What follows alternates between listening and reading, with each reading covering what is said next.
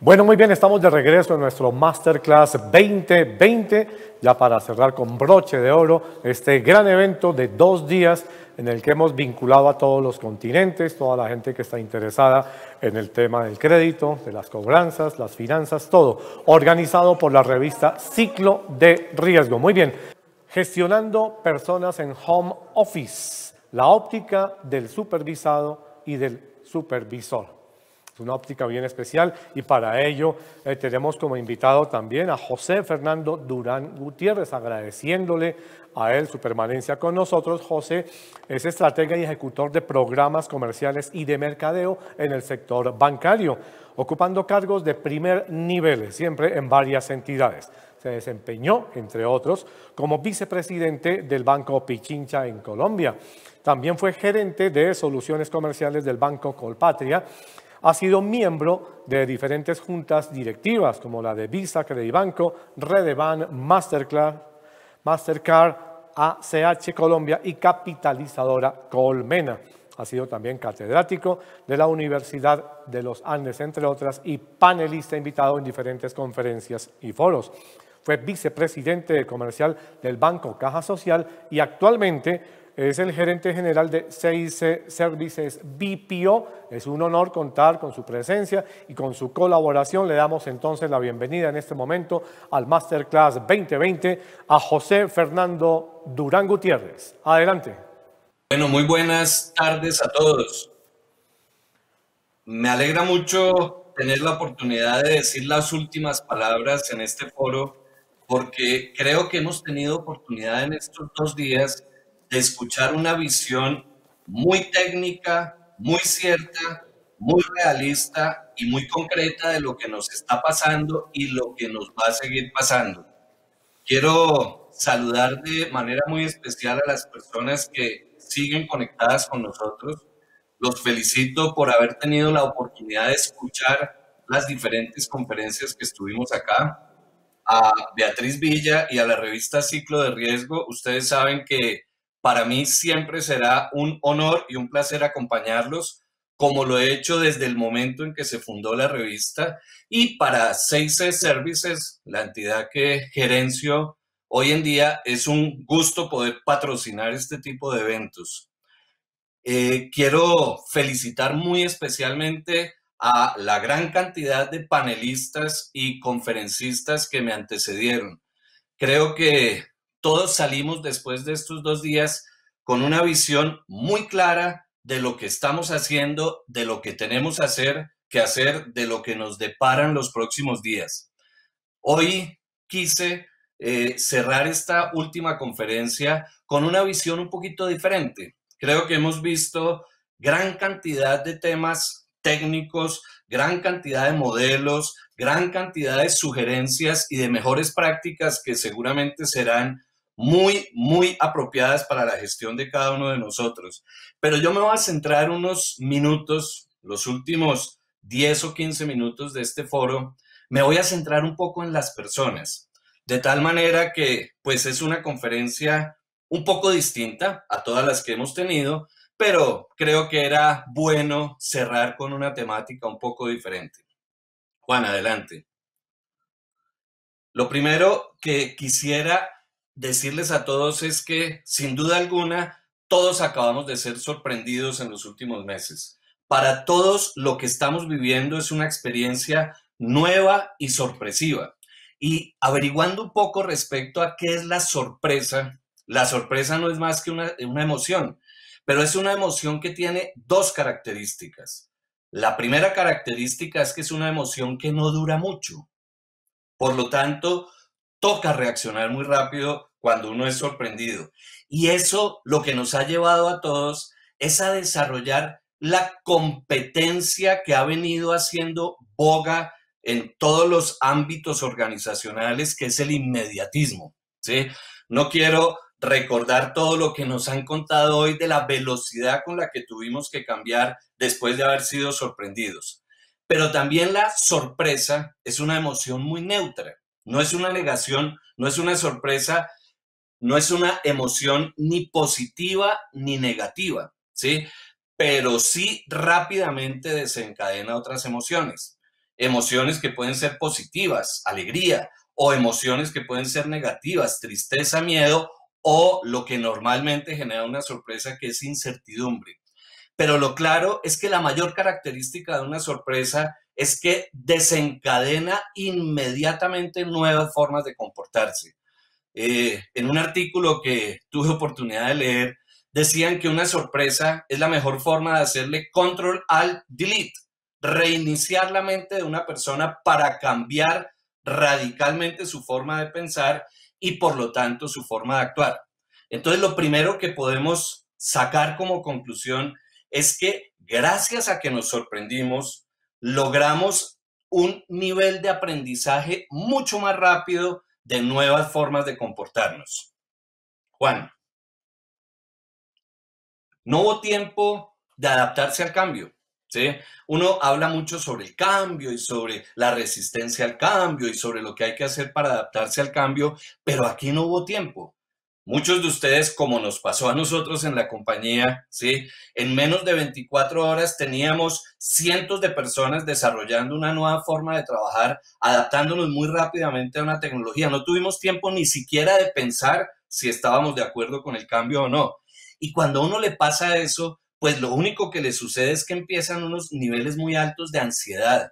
Hay mucha confusión, hay desorden en general, hay estrés. Creo que las primeras semanas de todo este proceso, todos pasamos por unos niveles de estrés gigantescos, hay mucho temor, pero sobre todo todos los comportamientos empiezan a ser muy desorganizados, porque es que todos traemos una rutina y nos tocó tomar inmediatamente otra rutina y crearla cuando no estábamos ni siquiera habiendo pensado que nos iba a suceder. No tuvimos tiempo de adaptarnos. Juan, escuchando y llamando y hablando con muchas personas que es la primera vez que tuvieron que ir a trabajar a su casa, yo recogí una serie de sensaciones que varios me comentaron y que quiero compartir con ustedes. Lo primero es que nos costó a todos trabajo entender cómo así que yo trabajador no voy a mi trabajo, sino que mi trabajo está viniendo a mí.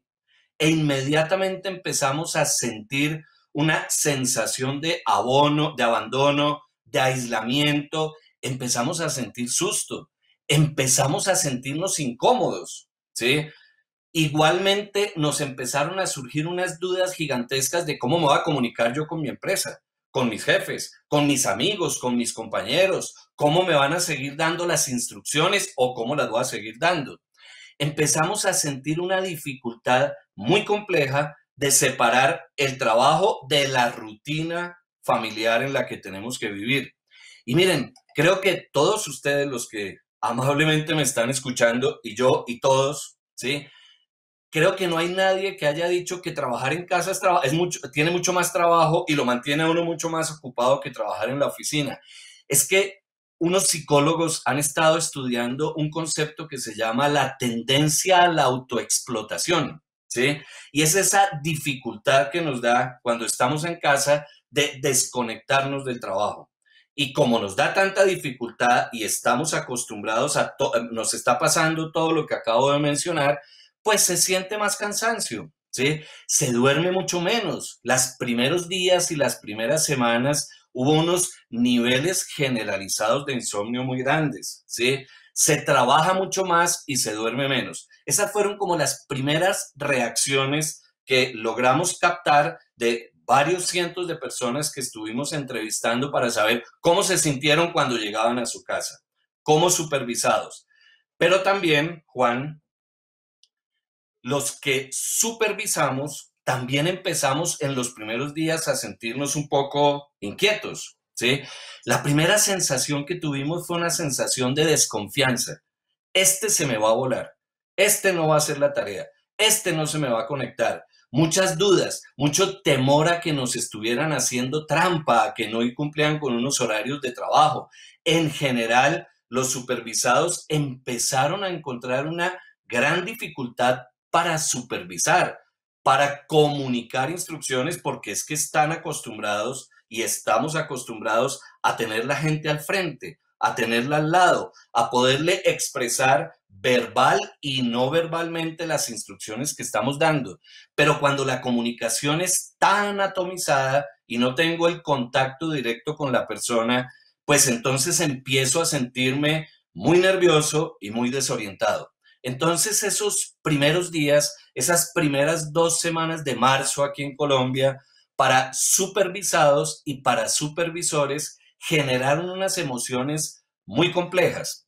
Pero más o menos, Juan, la semana pasada, si me ayudas, Juan, con la siguiente, por favor.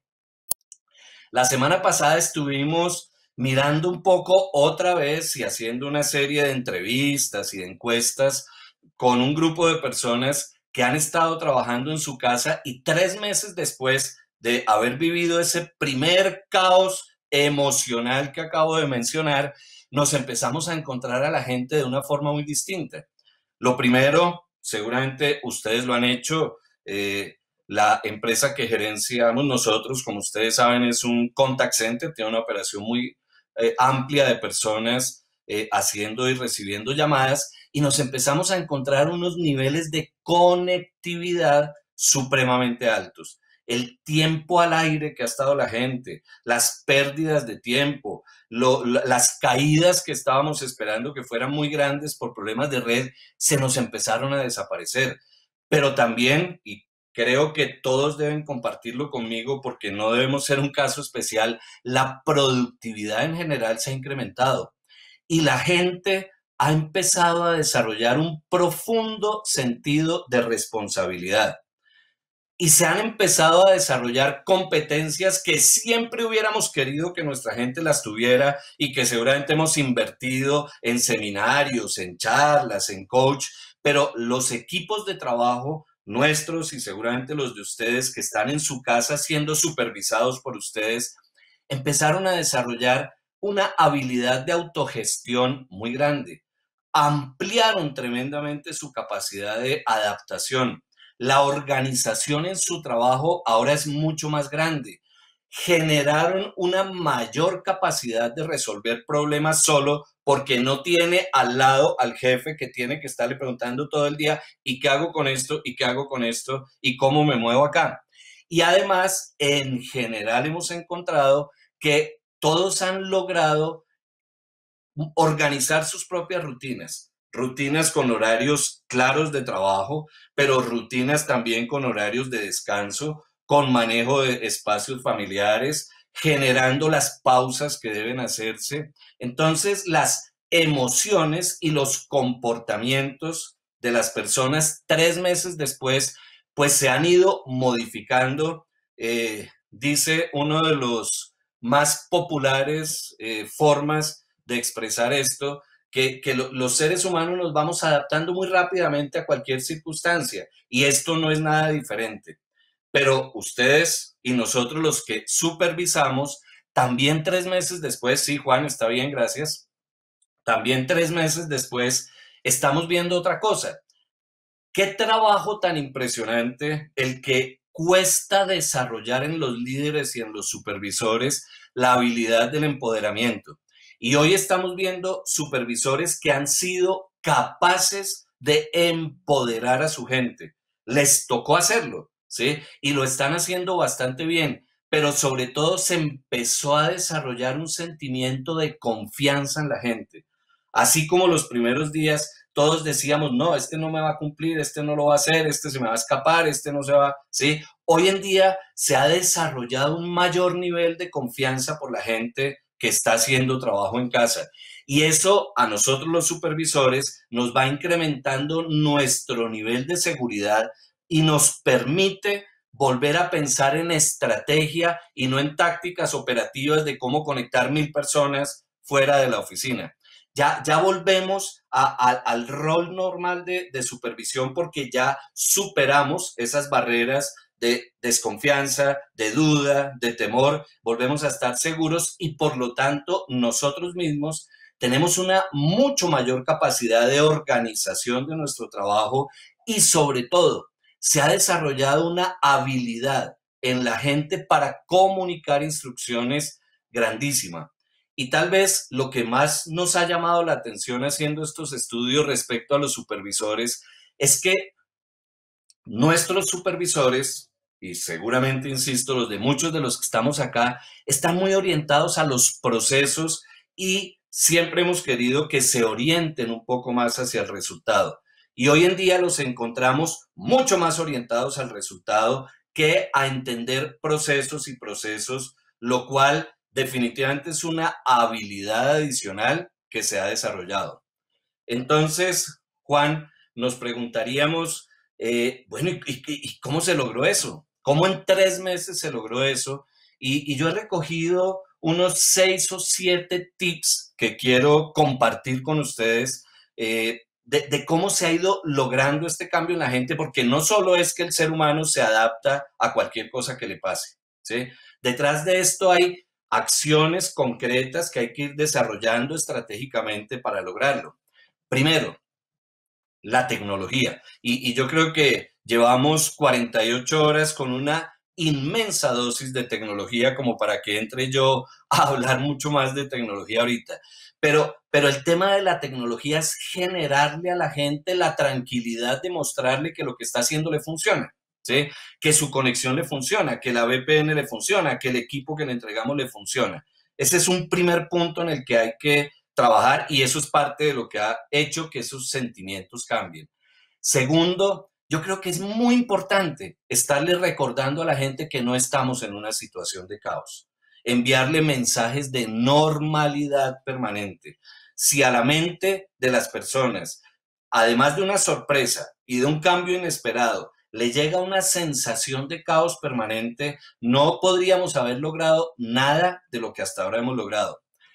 Fue muy importante y sigue siendo muy importante que cada empresa nombre, yo aquí le quise poner un nombre muy oficial, ¿sí? Un PMU, un plan de mando unificado.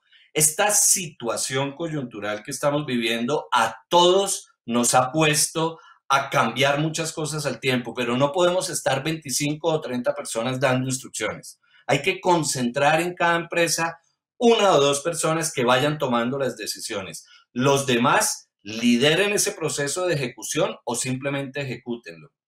El acompañamiento a la gente es fundamental.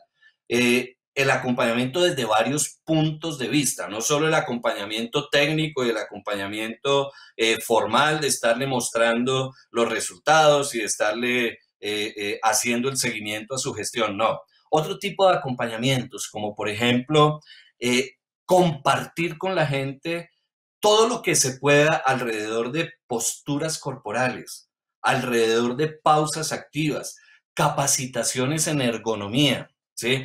Parece que fuera muy elemental, pero miren que uno de los mayores problemas que se viene presentando ahora 3 meses después ya no es el susto de la tecnología, es la silla, es el asiento, ¿sí? La gente se está cansando del asiento del comedor, ¿sí? Los asientos del comedor en general son asientos echadores, como hemos dicho siempre.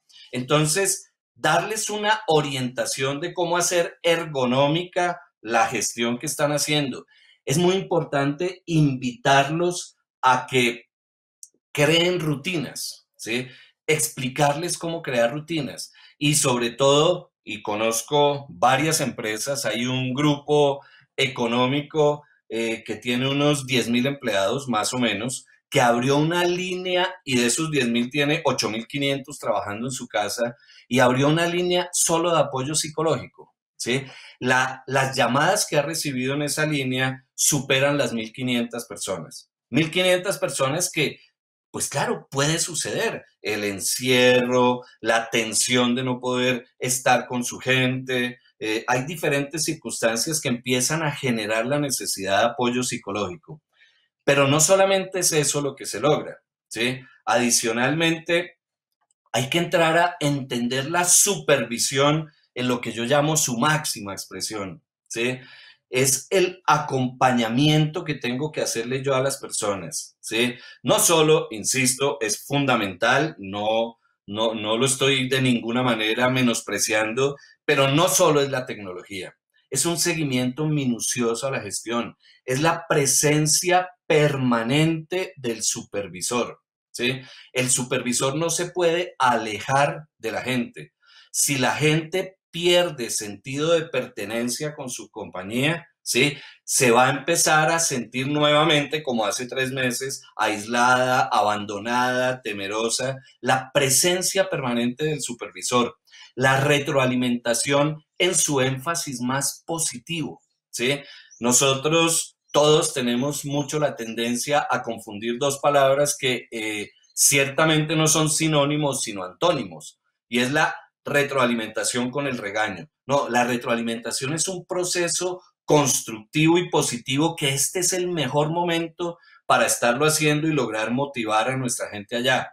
Como decía hace un minuto, hacerle sentir a la gente que todo está normal, pero no dejar de presentarle los resultados. Hay que establecer con la gente claros canales de comunicación. La gente no puede quedarse desconectada de la empresa, ¿sí? Al contrario, es el momento que más tienen que tener abierta la posibilidad de conversar con su empresa, canales de comunicación con las áreas de gestión humana, canales de comunicación con las áreas operativas, con las áreas de tecnología, tener con los directivos de la organización. Eso es parte de lo que son las actividades que logran que en 3 meses se haya dado esta migración. Hay que controlar esto. Si algo valioso hemos tenido y cómo agradecemos a todos nuestros conferencistas, todo lo que nos han hablado de KPIs, pero esto hay que controlarlo. KPIs de cómo están los niveles de conectividad, de productividad, empezar a entender que el ausentismo cambió y hay que medir el ausentismo. Unos indicadores de gestión que nos permitan saber qué tantas inquietudes y preguntas está haciendo la gente. Si la gente no está preguntando nada, es que está desconectada y eso nos tiene que preocupar. Es un excelente momento para las encuestas para las empresas que practicamos encuestas de clima organizacional, de practicar una encuesta, ¿sí? De saber formalmente cómo se siente nuestra gente. Hay que tener perfectamente medido el accountability, la capacidad de la gente para hacer que las cosas se hagan y que las cosas pasen. Entonces, no fue simplemente una casualidad que pasemos de una sensación difícil a una sensación positiva, que es en general en lo que estamos hoy, aunque estamos enfrentándonos a situaciones difíciles, complejas. Nuestra industria, como lo hemos oído todos estos 2 días, vienen los peores días de la industria de la cobranza, o a lo mejor los mejores, ¿sí? Pero la tendencia que nos han mostrado todos deja ver que la exigencia a nosotros que gestionamos recaudos de cartera va a ser muy, muy exigente en los próximos meses, y tenemos que tener a la gente en unos niveles altos. Nos han repetido en varias ocasiones durante las charlas que este concepto de trabajo en casa no se acaba dentro de 15 días, que seguramente vamos a tener gente trabajando a distancia varios meses hasta que esto vaya tomando una normalidad. Entonces, si yo quisiera resumir en 4 o 5 cosas más, ¿cómo motivo a una persona que está trabajando en casa? Creo que la primera palabra y la más importante y la que quiero yo transmitir en esta charla es optimismo. Optimismo, ¿sí? La gente no puede caer en la desesperanza. Optimismo permanente. Segundo, hacer contactos individuales. El correo que yo mando a 20 personas con una instrucción funciona, pero en este momento se requiere el face to face, así sea como lo tenemos ustedes y yo ahorita, virtual. Tienen que haber sesiones individuales, y en esas sesiones individuales tiene el supervisor que tomarse unos minutos para no limitarse a su gestión y a sus números. Pregúntele que si está bien de salud, pregúntele frecuentemente por su familia, comparta con él los procedimientos y los protocolos de bioseguridad que hemos compartido en las compañías, para que él a su vez lo pueda estar haciendo en su casa hasta donde se le permita. Permita que la gente exprese abiertamente cómo se ha acomodado en su casa, ¿sí? En estos días tuve oportunidad de conversar con un asesor nuestro, y en su casa hay 8 personas trabajando al mismo tiempo en una mesa del comedor que no tiene 2x2, ¿sí? Imagínense solamente esa circunstancia, pero él expresarla de que sus hermanos, su primo, su papá, su mamá y 2 tías están trabajando todos teleconectados, lo hizo sentir tremendamente bien porque logró expresarle a alguien cómo en su casa pequeña y seguramente muy restringida en varios recursos, lo logró hacer. Importantísimo, el respeto por los horarios de trabajo. Ustedes han oído en los medios de comunicación que ha habido mucho debate alrededor de este tema, inclusive el mismo gobierno y el Ministerio de Trabajo está tomando cartas en el asunto, pero no lo veamos así, veámoslo como un elemento motivacional. Respetémosle a la gente los horarios de trabajo. Igualmente, recuérdenle con frecuencia que todas las cosas siguen su curso normal. Todas las entidades han tenido momentos difíciles y momentos buenos. Esos momentos buenos, compártalos. Continúen, eso sí, presentándole con claridad sus objetivos. La esencia del trabajo en casa, como no hay la posibilidad de hacer esa supervisión directa, la esencia es que la gente tenga sus metas y sus objetivos completamente claros porque de alguna manera el trabajo en casa es la máxima expresión de la autogestión que podemos conocer. No deje a la deriva a la gente, no los abandone, no deje de tener por lo menos un contacto semanal cada supervisor con la persona. Ahora, recuérdele permanentemente los beneficios de estar en este esquema de trabajo, ¿sí? El ahorro de tiempo en los desplazamientos, los ahorros en dinero que se le están presentando porque claramente existen. En su empresa y en sus empresas no paren de generar actividades que generan sentido de pertenencia. Aquí hemos visto, por ejemplo, en estos 2 días, cómo nos une a todos una emoción especial por la rifa, por el premio, por el concurso, etcétera. Eso lo podemos seguir haciendo en las compañías, ¿sí? Sigamos haciendo concursos, sigamos haciendo cursos de capacitación, sigamos haciendo charlas con nuestra gente. ¿Por qué? Porque eso es el cordón umbilical que lo mantiene unido a la empresa. Dejen sentir su presencia como líderes, porque estoy seguro que todos los que me están escuchando son líderes de equipos de trabajo, mucho más que jefes, líderes de equipos de trabajo. Dejen sentir permanentemente su presencia. No se escondan. Este es el momento en que lo tienen que ver, no en el que lo tienen que leer ni oír. Lo tienen que ver, no se escondan. Y en la medida en que las circunstancias lo van presentando, mire, que la gente empiece a recibir mensajes de estabilidad laboral es fundamental.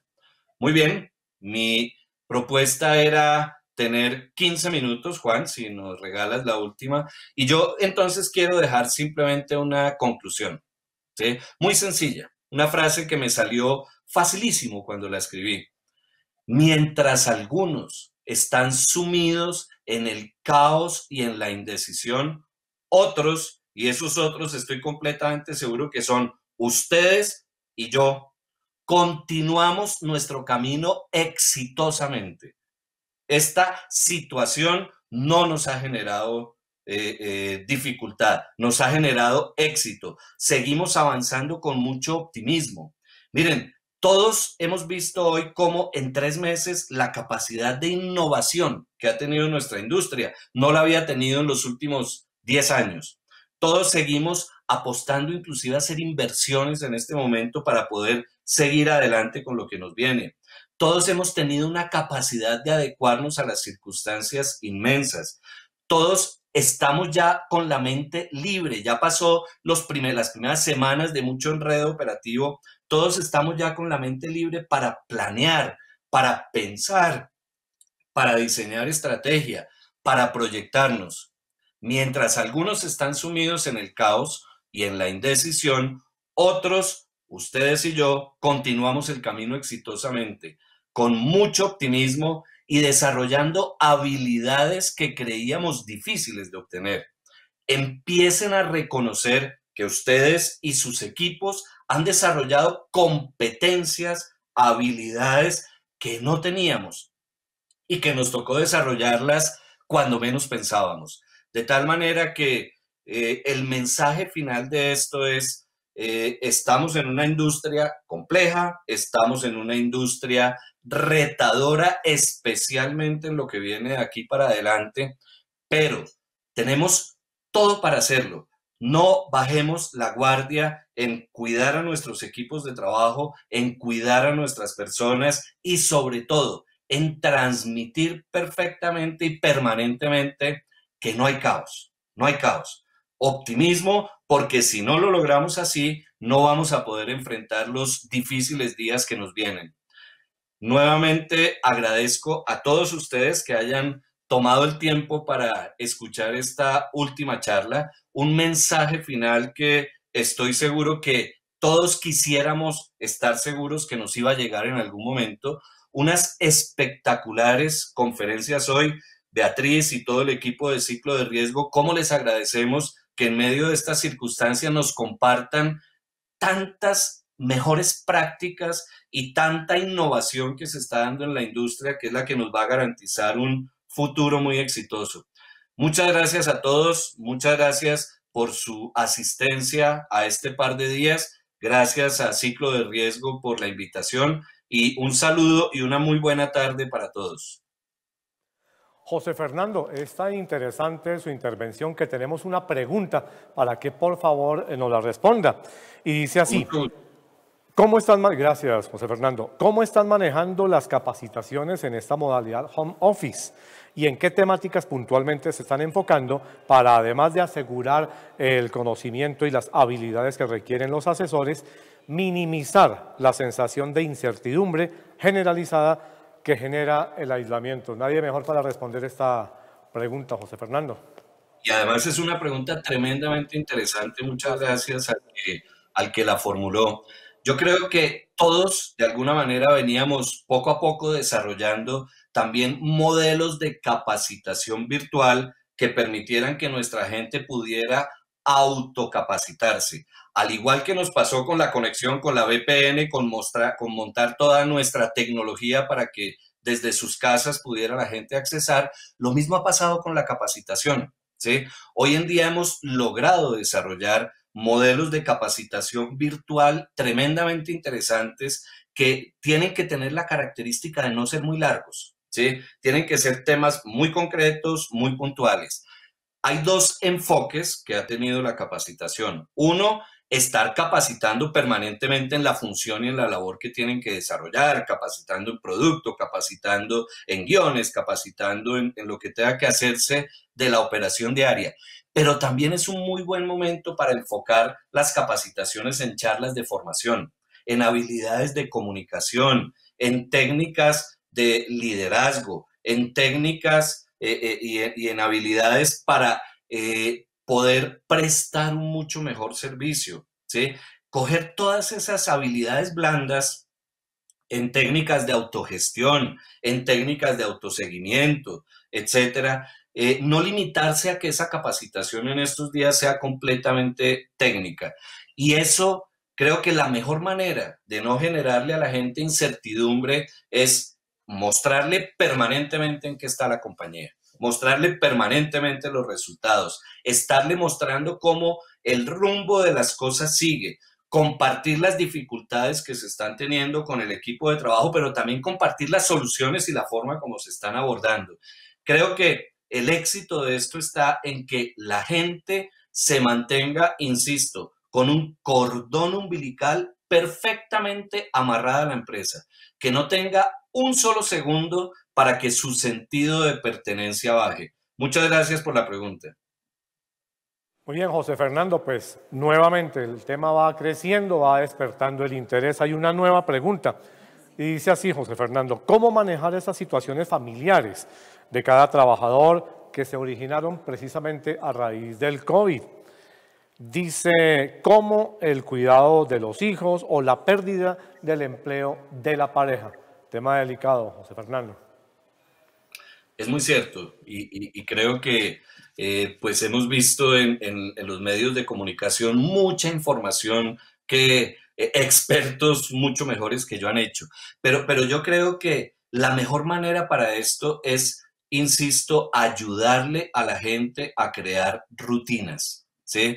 Es decir, hace 4 meses la gente no estaba en la casa y tenía una rutina de trabajo. Hay que buscar que entre todos los miembros se ayuden a proteger y a respetar las rutinas de cada uno. En la medida en que las rutinas se van respetando, en la medida en que se conversa con la otra persona y se le explica en qué está cada uno y en qué momento tiene que estar cada uno, el tema va a ser un poco más fácil, pero ojo con no caer en ese tema tan complejo que llamé yo la autoexplotación, ¿sí?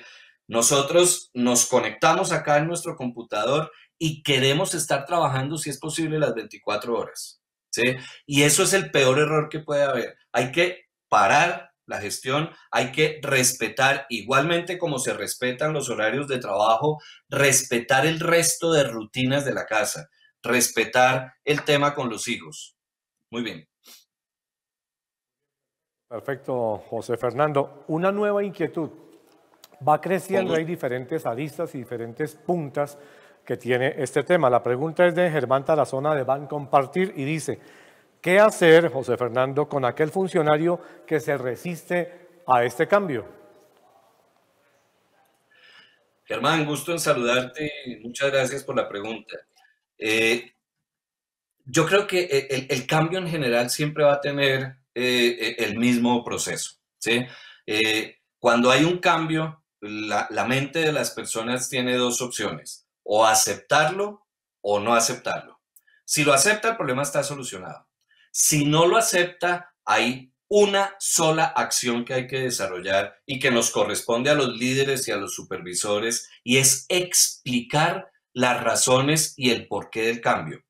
Si entre las razones hay razones no negociables como temas de pandemia, como temas de decretos gubernamentales, no hay mucho que explicar. Ahí es que compartir con la persona que definitivamente el cambio es una obligación, no es una opción.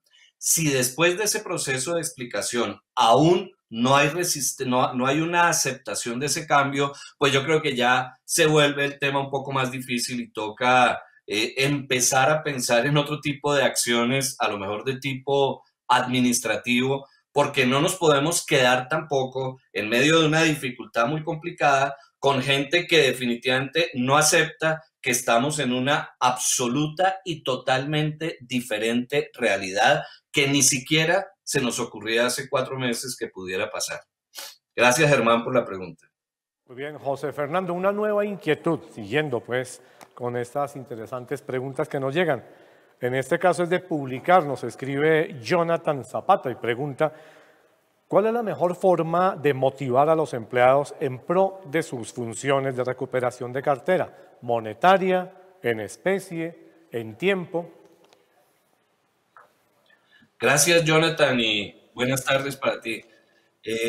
A ver, yo creo que en el tema de la motivación, tal vez yo quisiera enfocar la respuesta de esta manera, ¿sí?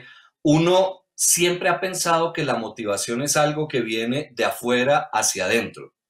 Yo estoy completamente convencido que la motivación viene de adentro hacia afuera.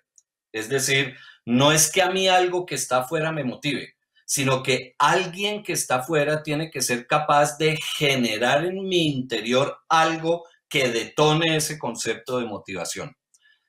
Siendo esa mi interpretación de la motivación, Jonathan, desde luego que nunca desconoceremos que hay una conexión muy directa entre el bolsillo y el corazón, ¿sí? Y la motivación monetaria siempre será un elemento fundamental. Pero yo creo que por ahí pasamos hace mucho tiempo en pensar que era solo la motivación monetaria.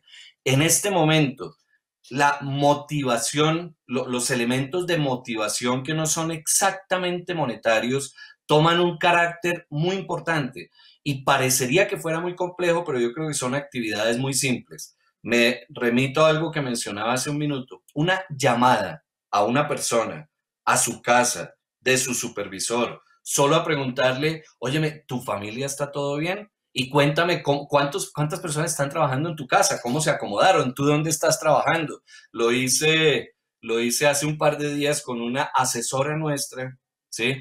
Y la niña me contaba con un orgullo que ustedes no se imaginan que ella todas las mañanas se levantaba y se encerraba a trabajar en el cuarto de su hermana, ¿sí?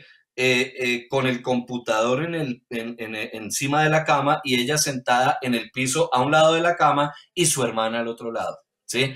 Pero me lo contaba con un orgullo, como si hubiera sido el gran éxito. Entonces, yo estoy completamente seguro que hay una cantidad de factores que son tremendamente simples, con los cuales podemos generar ese detonador de motivación para que de adentro hacia afuera empiecen a salir sensaciones mucho más positivas en la gente. Gracias, Jonathan, por la pregunta. Muy bien, José Fernando, recordarle a todos nuestros televidentes, a quienes nos están siguiendo en este momento, la transmisión que ya en unos minutos tendremos las rifas. Hay premios para ustedes, atentos. Mientras tanto, pues vamos a seguir aprovechando la presencia de José Fernando. Hay unas preguntas bien interesantes. Esta es interesantísima también de publicar, de Rodrigo Andrés Lozada, y nos dice así: ¿cree que se pueda generar una nueva revolución industrial o la estamos viviendo ya? Carambas, Rodrigo, gracias por semejante pregunta tan impresionante. Pero yo creo que lo hicimos ya. Ya estamos en una revolución, ¿sí? Ya, todo en este momento cambió, ¿sí? Desde luego, muy apalancados en que, como lo han dicho varias personas, la industria más ganadora de todo este proceso fue la tecnología. ¿Sí? Pero la revolución en la forma de actuar, en la forma de comportarse, en la forma de trabajar, en la forma de ver los proyectos, en la forma de abordar los problemas, en la forma de diseñar estrategias en este momento, no me cabe la menor duda de que no es que se vaya a presentar, se presentó. Lo que pasa es que nos cogió de sorpresa, ¿sí? Y como decía hace unos minutos, cuando uno se sorprende, pues al principio queda un poco en stand-by, pero la sorpresa dura muy poco. La sorpresa inmediatamente obliga a actuar. Y creo que la forma en que se van a seguir desarrollando las cosas. Yo estuve escuchando la gran mayoría de las conferencias y miren, todos nos estuvieron mostrando cómo en 3 meses casi que cambiaron el 100% de sus modelos de riesgo, de sus modelos de gestión, crearon nuevos KPIs. Si eso no es una revolución, yo me pregunto entonces, ¿qué es una revolución? Rodrigo, muchas gracias por tu pregunta. Me parece tremendamente interesante y te confieso que no lo había pensado con la óptica de que estamos en medio de una revolución. Muchas gracias por esa sugerencia para verlo con esa óptica. Revolución industrial, así es. Hay una pregunta de un anónimo y nos dice: ¿cómo manejar y mejorar la comunicación interna con las demás áreas de la entidad? Muchas gracias a nuestro amigo anónimo, ¿sí? Yo creo que la comunicación al interior de las empresas, como seguramente ustedes lo saben, casi nunca deja de estar como uno de los objetivos estratégicos de las compañías. Siempre cuando desarrollamos un plan estratégico pasamos por la mejora de la comunicación, pero terminamos saltándonoslo o haciéndolo muy light. ¿Por qué? Pues porque tenemos la oportunidad de estarnos viendo todos los días y eso va ayudando en los procesos de comunicación. Yo creo que comparto, por ejemplo, con ustedes algunas experiencias de nuestra compañía. Nuestros comités nunca dejaron de realizarse y no necesariamente son virtuales, ¿sí? En nuestros comités, por poner un ejemplo, todos los lunes hacemos toda la mañana un comité de gerencia donde todo el grupo de líderes de primer nivel de la compañía nos sentamos, compartimos los temas relevantes de la semana anterior, escuchamos los proyectos nuevos en los que estamos y aportamos unos con otros lo que podría enriquecer la gestión de cada uno.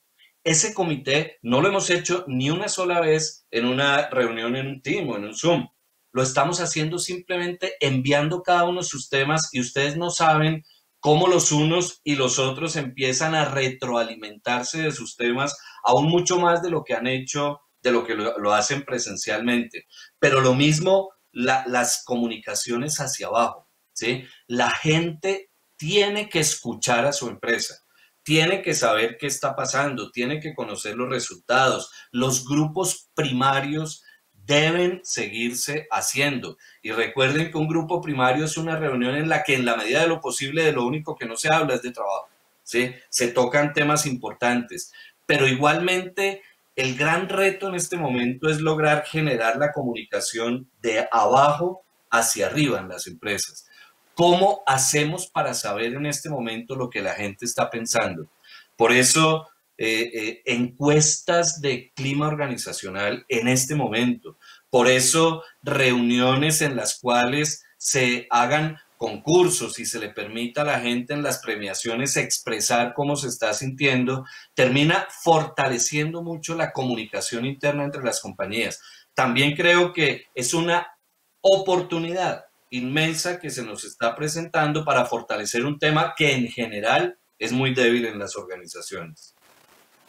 Perfecto, José Fernando, muchas gracias. Hay una nueva pregunta de Yair Velasco. Yair nos dice, ¿cómo fusionar la voluntad propositiva de los colaboradores respecto a nuevas formas de hacer las cosas y la ocasional voluntad restrictiva de aquellos directivos para quienes el modelo de labor en oficina es aquella donde ellos perciben la seguridad de la efectividad y la eficiencia de la labor realizada en el trabajo? Muy bien, Yair, casi que tu pregunta incluye una parte de la respuesta desde mi punto de vista.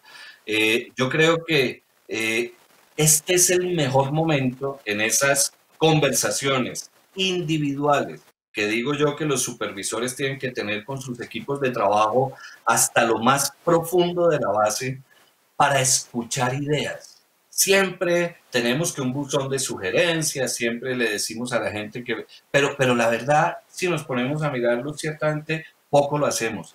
Escúchenle las ideas a la gente.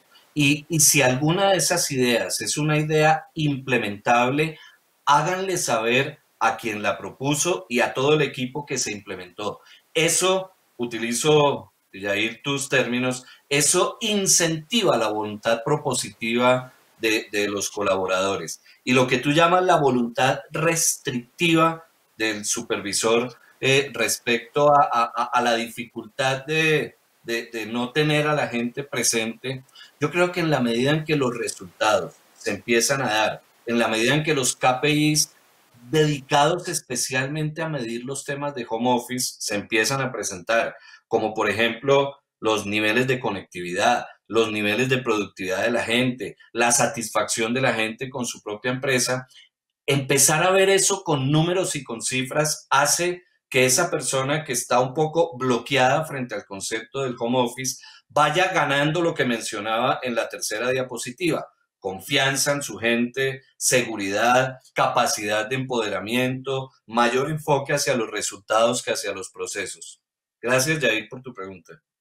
Bien, José Fernando, otra pregunta de Andrés Fernández nos dice, ¿cómo saber detectar una buena iniciativa de algún colaborador y no neutralizarlo en determinado momento? Puede ser accidentalmente. Andrés, qué buena pregunta, muchas gracias. Y yo creo que esto tiene que partir de una premisa. No hay iniciativa mala. No hay iniciativa mala. Pero cuando yo empiezo a sugerir iniciativas, la gente tiene que entender que las iniciativas que nazcan, las ideas que se propongan, no necesariamente todas pueden ser ejecutadas, porque puede que no todas estén en el momento para ser ejecutadas. Creo que lo peor que puede pasar, y comparto porque creo que es el espíritu de tu pregunta, Andrés, lo peor que puede pasar es ignorar una iniciativa de una persona, ¿sí?